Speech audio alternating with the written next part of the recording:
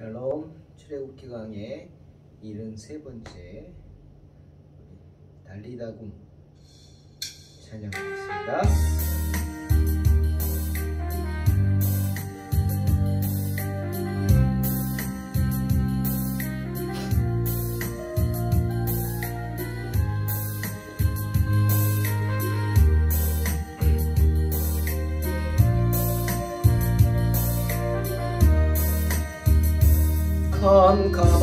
캄캄한 인생길 홀로 걸어가다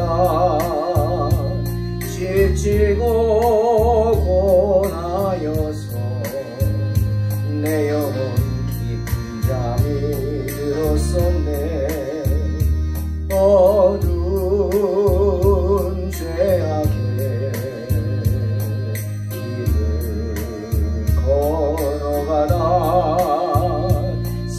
상하고 찢기고 내 영혼 깊은 잠이 들었었네.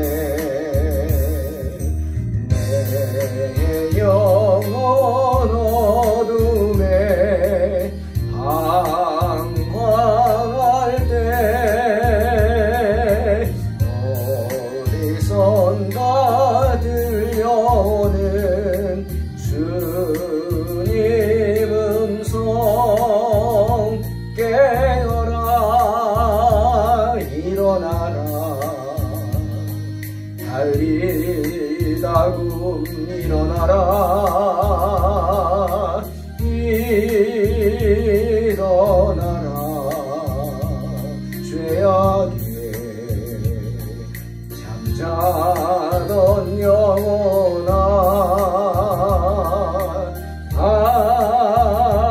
달리다굼 깨어라 일어나 걸으라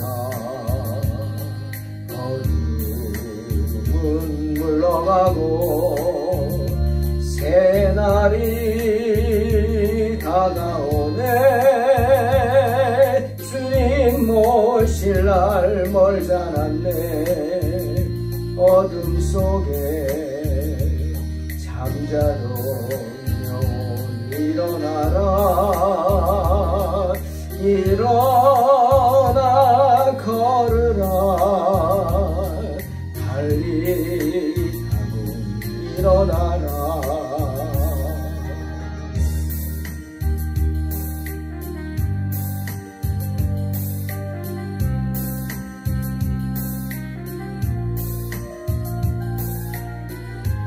소경의 눈을 뜨게 하시고 안진뱅이를 일으키게 하신 주님께서 우리의 모든 문제들도 해결해 주실 줄로 믿습니다. 주님을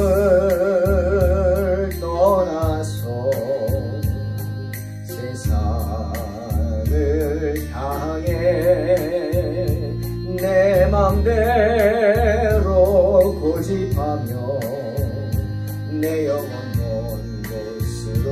나갔었네. 인생의 어려움 절망 가운데 눈물과 한숨과 내 영혼 슬픔 속에 잠이 드네. 주님을 떠나서 방황할 때 어디선가 들려오는 주님 음성 깨어라 일어나라 달리다굼 일어나라 일어나라 죄악에 잠자던 영혼아 달리다굼 깨어라 일어나라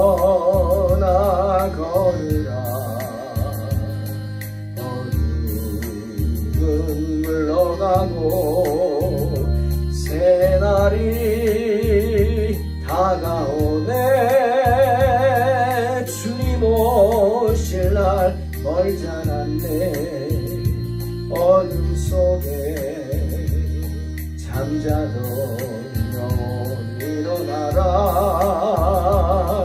일어나 걸으라 달리 타고 일어나라.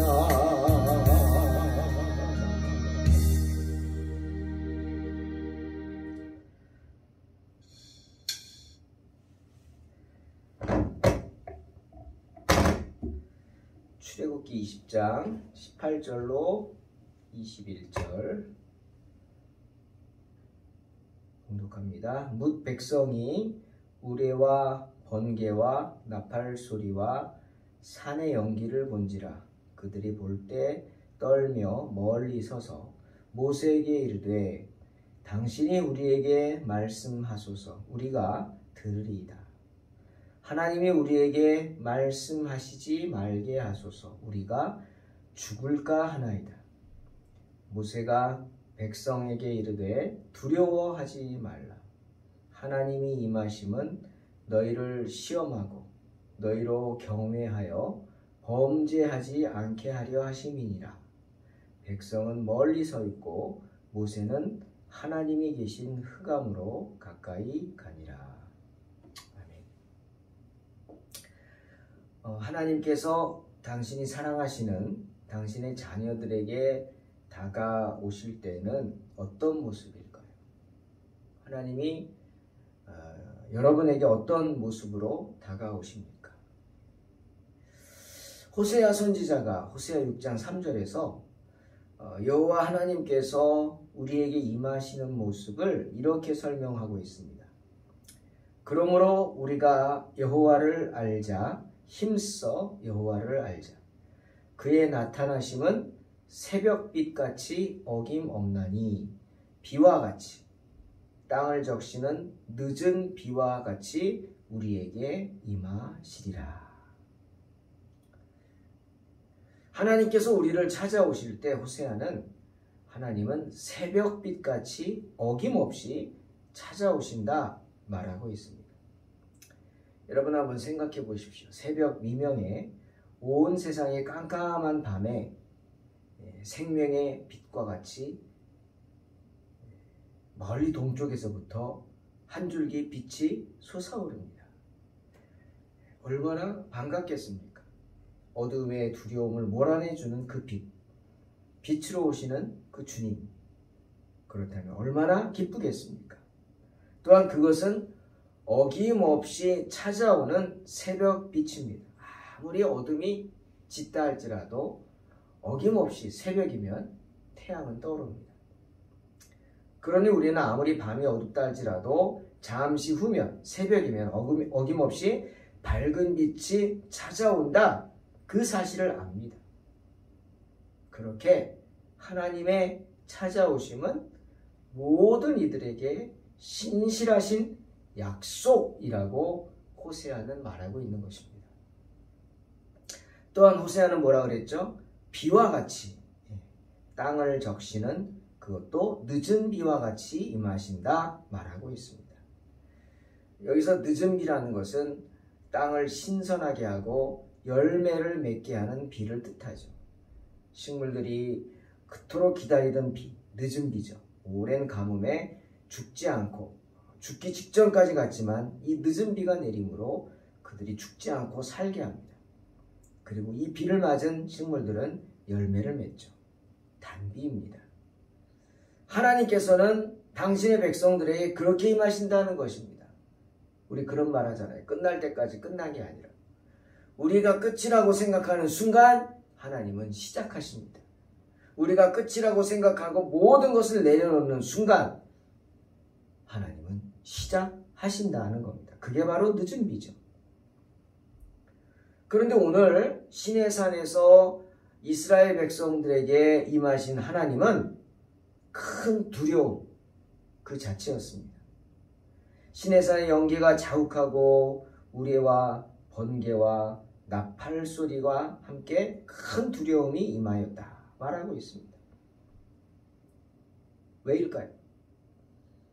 하나님께서 왜 이스라엘 백성들에게 이렇게 새벽빛같이 임하지 않고 늦은 비같이 임하지 않고 큰 두려움으로 임하셨을까? 이유는 그들에게 하나님의 영광스러운 위엄을 느끼게 하기 위해서입니다. 아마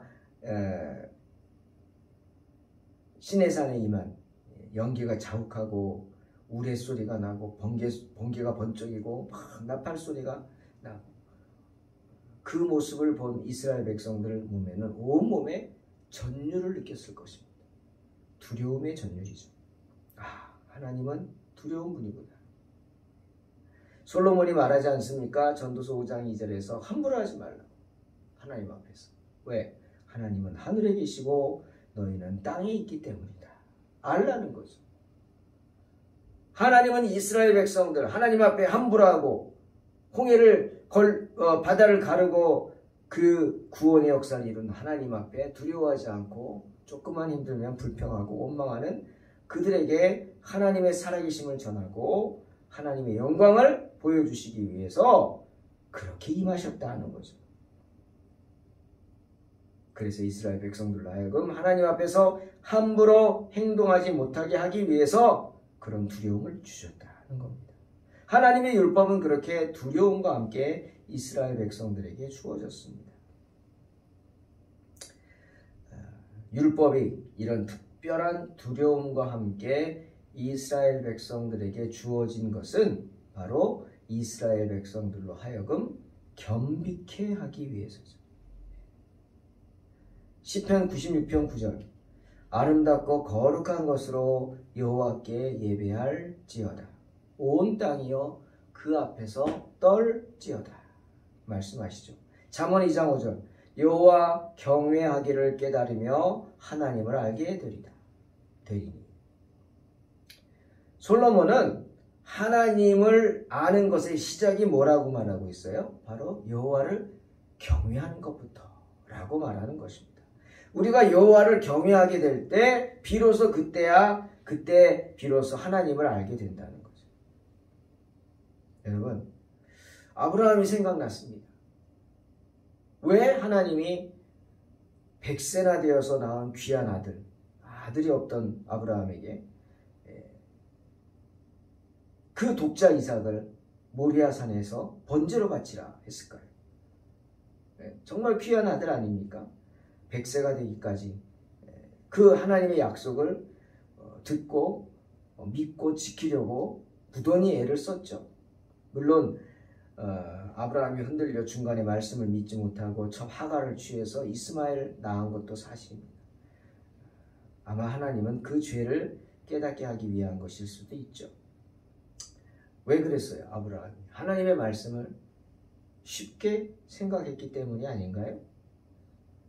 하나님의 말씀을 듣고 두려워하였다면, 정말 하나님의 말씀을 경외하였다면 주시면 좋고 아니면 말고 그런 식으로 쉽게 생각해서 그럼 내가 하지 뭐 이것도 하나님의 방법 아니야? 자기 멋대로 판단해서 애굽 여인 하갈을 취하지는 않았을 것입니다.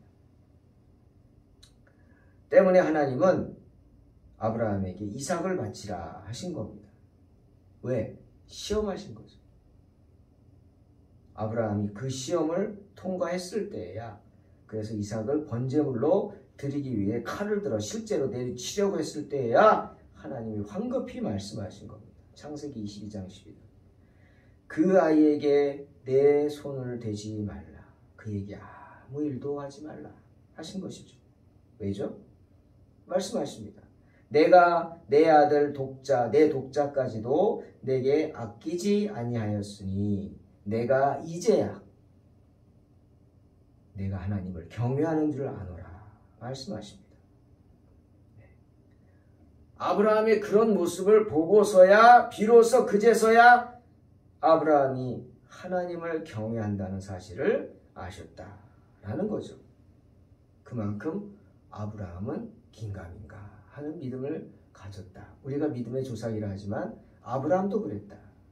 위로받으시기 바랍니다. 사랑하는 성도 여러분, 독자까지라도 번제물로 바칠 수 있는 그런 믿음은 오직 하나님을 경외하는 사람만이 행할 수 있는 믿음의 행동입니다. 하나님을 경외하는 사람들은 큰 믿음을 가질 수밖에 없어요. 왜? 자신의 독자까지 바치잖아요. 그러니 하나님을 아는 것의 시작은 뭐죠? 여호와 하나님을 경외하는 겁니다. 두려워하면서도 사랑하는 거죠. 하나님을 섬기는 사람들에게는 그런 하나님을 경외하는 모습이 간절합니다. 필요합니다. 때문에 이스라엘 백성들에게 그런 경외함을 주시기 위해 하나님께서 시내산 위에 강림하실 때 우레와 번개와 나팔 소리로 산의 연기가 가득하게 강림하신 것입니다. 두려움으로 인해 그들은 떨면서 멀리 서 있었습니다. 그리고 하나님의 소리를 듣는 자들은 두려움으로 인해 하나님께서 더는 자신들에게 말씀하지 않기를 간구했습니다. 그들은 하나님께서 자신들에게 직접 말씀하지 말고 모세를 통해서 그들에게 말씀해 주시기를 간구했죠. 그렇게 두려워 떠는 이스라엘 백성들에게 모세는 이야기합니다. 두려워 말라.